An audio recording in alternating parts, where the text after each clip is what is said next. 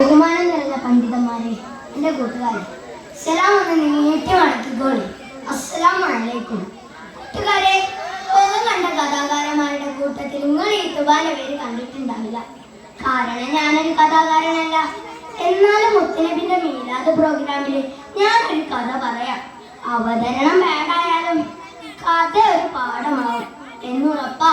എന്നാ ഞാൻ തുടങ്ങാട്ടോ. എല്ലാരും കണ്ണും കാതും കുറച്ചു നേരങ്ങൾ തിരിക്കി.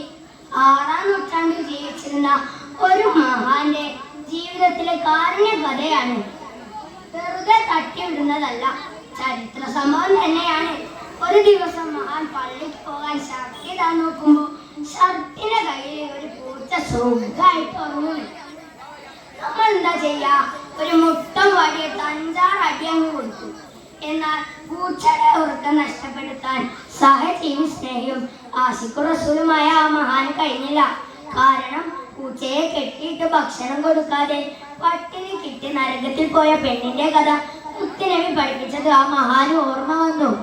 പൂച്ച തുറങ്ങാൻ സൗകര്യത്തിൽ ഷർട്ടിന്റെ കൈവെട്ടി മാറ്റി പള്ളിയിലേക്ക് പോയി. ഹൗ, എന്തൊരു കാരുണ്യം! നിസ്കാരം കഴിഞ്ഞ് മഹാൻ വന്നപ്പോ പൂച്ച അതിന്റെ പാട്ടിന് പോയിട്ടുണ്ട്. ഹോ, നമ്മളാകാത്തത് പൂച്ചന്റെ ഭാഗ്യം.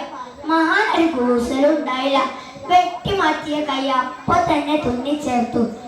ആ മഹാൻ ആരാണെന്നറിയോ? റിഫായി ശൈഖ് തന്നെ. ആ മഹാന്റെ കാരുണ്യ കഥകൾ ഇനിയും പറയാനുണ്ട്. ഈ കഥ വാട്സപ്പിലും ഫേസ്ബുക്കിലും അപ്ലോഡ് ചെയ്യാതെ മനസ്സിലൊന്ന് അപ്ലോഡ് ചെയ്തോളി. പിന്നെ ഈ കഥയിൽ ഒരു പാഠം കിട്ടോ. സഹജീവികളെ ഉപദ്രവിക്കരുത്. എന്റെ കൂട്ടുകാരെ, കണ്ണി കാണുന്ന ഒന്നിനെയും കല്ലെടുത്തറിയരുത് കേട്ടോ. വഴിയിൽ കാണുന്ന നായയെയും പൂച്ചയെയും കോഴിയെയും കല്ലെടുത്തറിയുന്ന പരിപാടി അത്തോടെ നിർത്തിക്കോളെ. കാരുണ്യ കടലായ മുത്തുനബിന്റെയും മഹാമാരെയും മാതൃക പിൻപറ്റി ജീവിക്കലേ നമ്മള്. എന്താ കൂട്ടുകാരെ ഒന്നും മിണ്ടാത്തത്? സെറ്റല്ലേ? എന്നാ പിന്നെ ഞാൻ പോട്ടെ. അടുത്ത വർഷം കഥ പറയാൻ നാഥൻ തുണക്കട്ടെ. അസ്സലാമു അലൈക്കും.